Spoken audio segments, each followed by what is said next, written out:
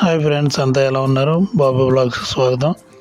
మీకు షార్ట్ వీడియోలో చెప్పినట్టుగా తునా చేప డబ్బా ఎలా వండాలనేది మనం ఇందులో చూద్దాం.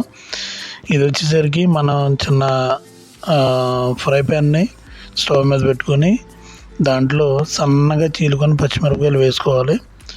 సన్నగా అంటే ఎంత సన్నగా కుదిరితే అంత సన్నగా చీరుకోండి. ఎందుకంటే పచ్చిమిరపకాయలు పడేయకుండా పంట కింద నలగడానికి బాగుంటాయి. అట్ ది సేమ్ టైం మీరు ఇక్కడ కరివేపాకు కూడా వేసుకుంటే బాగుంటుంది. టేస్ట్గా అది బాగుంటుంది. తర్వాత స్మెల్ కూడా, అరోమా కూడా చాలా బాగుంటుంది. కరివేపాకు వేసుకోండి. వేసుకున్న తర్వాత మీకు ఇక్కడ ఇవి కొద్దిగా మన సౌండ్ వచ్చి కొంచెం వేగిన తర్వాత దాంట్లో ఉల్లిపాయలు వేసుకోవాలి. ఉల్లిపాయలు కూడా సన్నగా తరుక్కుంటే చాలా బాగుంటుందండి. సన్నగా తరుక్కుని ఉల్లిపాయలు కూడా యాడ్ చేసాం. ఇక్కడ మీకు ఇంకో విషయం ఏంటంటే, నేను కుక్ చేసేది ఇక్కడ ఎలక్ట్రికల్ స్టవ్ మీద.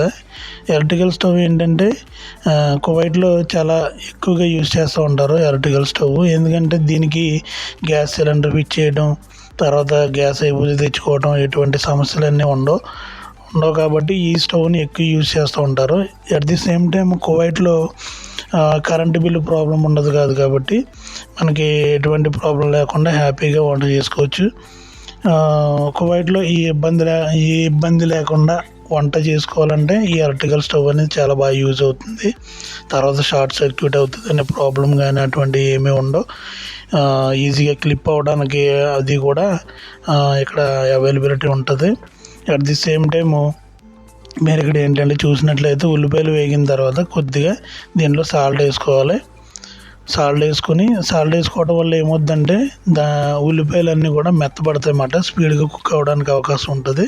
అందు గురించి సాల్ట్ అనేది యూజ్ చేస్తూ ఉంటాం. ముందుగానే సాల్ట్ వేసుకుంటే ఉల్లిపాయలు ఈజీగా కూడా మనకు కుక్ అవుతూ ఉంటాయి. ఓకే, ఇక మనం ఎలక్ట్రికల్ స్టవ్ గురించి మాట్లాడుతున్నాం కదా. ఈ ఎలక్ట్రికల్ స్టవ్ అనేది యూజ్ చేయడం వల్ల మనకి ఈజీగా కుకింగ్ అవుతుంది. మనకి ఇండియాలో అయితే కనుక కరెంటు బిల్ చాలా ఎక్కువ వస్తుందని చెప్పేసి ఎవరు ఎలక్ట్రికల్ స్టవ్ని సాధారణంగా యూజ్ చేయరు. ఇక్కడైతే యూజ్ చేసుకోవడం వల్ల చాలా ఈజీగా ఉంటుంది. ఫుడ్ కూడా బాగా సేమ్ మనం మామూలుగా గ్యాస్ స్టవ్ మీద ఎలాగైతే కుక్ చేస్తామో అలాగే కుక్ అవుతుంది. దీంట్లో మనకి 2 కానీ 3 కానీ వేసుకోవాలి. 2 కానీ 3 కానీ పవర్లో పెట్టుకొని వాడుకోవాలి. సరే, మీకు ఇంకొక విషయం ఏంటంటే ఇక్కడ టమాటాలు వేసానండి. టమాటాలు యాడ్ చేసిన తర్వాత దాంట్లోనే కొద్దిగా పసుపు కూడా యాడ్ చేశాను. ఎందుకంటే ఈ టైంలో పసుపు వేసుకోవడం వల్ల పసుపు యొక్క అరోమా అనేది మొత్తం అన్నిటికీ కూడా పడుతుంది. తర్వాత మనం దానికి క్యాప్ పెట్టుకుంటే, మూత పెడితే ఏమవుతుందంటే ఆవిరి బయటికి పోకుండా లోపల ఆవిరి ఉండటం వల్ల పైన కూడా కుక్ అవ్వడానికి, ఈవెన్గా కుక్ అవ్వడానికి బాగుంటుంది అన్నమాట. అందు గురించి క్యాప్ కూడా వాడితే మంచిది. డక్కన్ కూడా వాడండి.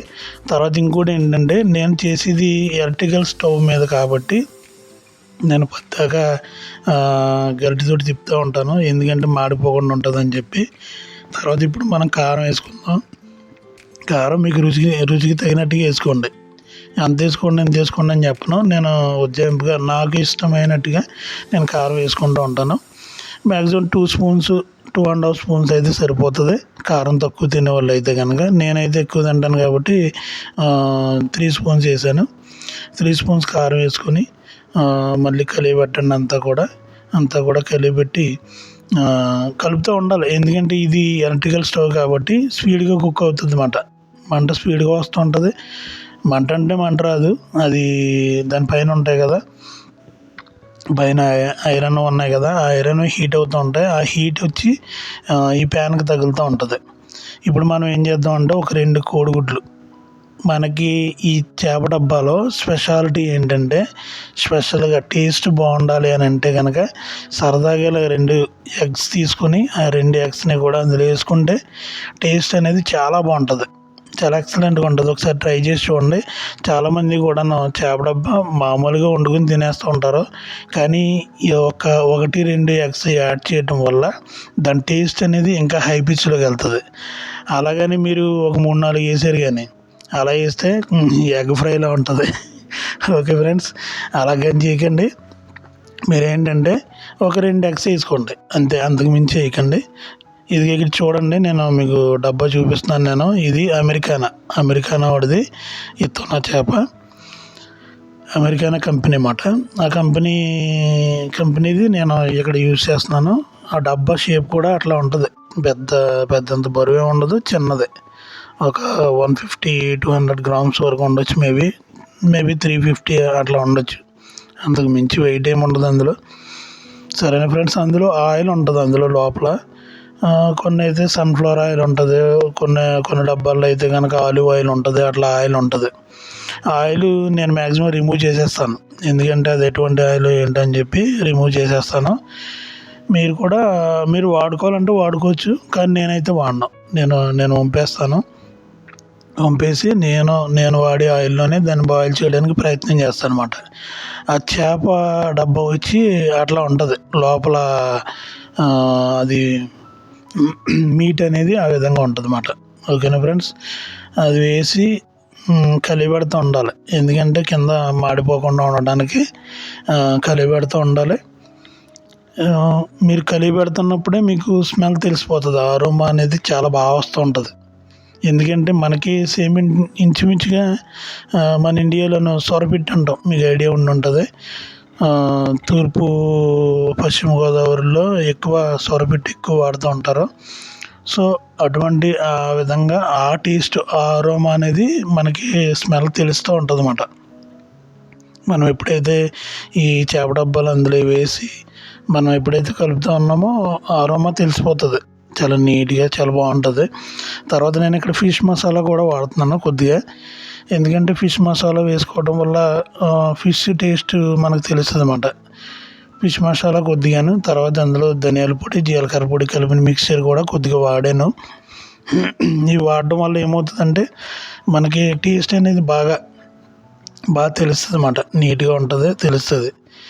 తర్వాత వచ్చేసరికి మనకి ఇక్కడ లాస్ట్లో ఇప్పుడు వేసేది ఏంటంటే మద్రాస్ కర్రీ పౌడర్ అంటారు, సాధారణంగా అందరూ వాడుతూ ఉంటారు. అది మన దగ్గర ఉంది, అది కూడా వాడేద్దాం సరదాగా. అది కూడా వేసి ఇప్పుడు స్టీరింగ్ మాట, అంటే తిప్పుతూ ఉండాలి. మన ఆర్పి గారు చెప్పినట్టే తిప్పుతూ ఉండాలన్నమాట. వేసి తిప్పుతూ ఉంటే అది ఏమవుతుందంటే కింద అడుగట్టకుండా నీట్గా ఈవెన్గా కుక్ అవుతుంది అన్నమాట. మొత్తం అన్ని వైపులా ఈవెన్గా కుక్ అవుతుంది. తర్వాత కుక్ అవుతున్నప్పుడే మనకి దాని స్మెల్ అనేది చాలా ఎక్సలెంట్గా స్మెల్ వస్తూ ఉంటుంది. ఆ స్మెల్ తోటి మనకి సగం కడుపు నిండిపోద్ది అన్నమాట, అంత బాగుంటుంది. చేప డబ్బాని ట్రై చేయండి, ఎందుకంటే దాంట్లో కూడా చాలా విటమిన్స్, తర్వాత మనకి కావాల్సిన ఫైబరు అన్నీ కూడా మనకి మామూలుగా చేపలు ఎలా దొరుకుతుందో ఇందులో కూడా ఆ విధంగా దొరుకుతుంది అన్నమాట. సో దానికోసమైనా మనం ఈ ఫుడ్ అనేది చాలా ప్రిఫర్ చేసుకోవడం చాలా మంచిది. చేప తినడం చాలా మంచిది. నార్మల్గా మన ఇండియాలోనంటే ఎక్కడంటే చేప ఎక్కువ చాలామంది ఇష్టపడి తింటూ ఉంటారు. ఈవెన్ నాకు కూడా ఇష్టమే. సో అలా తినడం వల్ల చాలా బాగుంటుంది. సరే, వంట కుకింగ్ అయిపోయింది. ఈ కుకింగ్ అయిపోయిన తర్వాత వేడి రైస్లో కొద్దిగా ఇది వేసుకొని, మనం ఏదైతే చేప డబ్బా తయారు చేసామో అది వేసుకొని ఒక్క ముద్ద మీకు పెట్టి, తర్వాత నేను ఒక్క ముద్ద అలా తింటే అబ్బా అసలు ఎంత బాగుందంటే ఎక్సలెంట్గా ఉంది. తర్వాత దీంట్లోకి మనం ఒక కీర దోసకాయ పక్కన పెట్టుకొని సన్నగాను, అది మనం ఇది ఒక ముద్ద పెట్టుకొని ఆ కీర దోసకాయ నంచుకుని తింటూ ఉంటే ఎక్సలెంట్గా ఉంటుంది, చాలా బాగుంటుంది. అంటే అది ఒక సలాడ్ లాగా పనిచేస్తుంది అన్నమాట. మీరు కూడా ట్రై చేయండి ఫ్రెండ్స్. ట్రై చేసి ఎలా ఉందో చెప్పండి.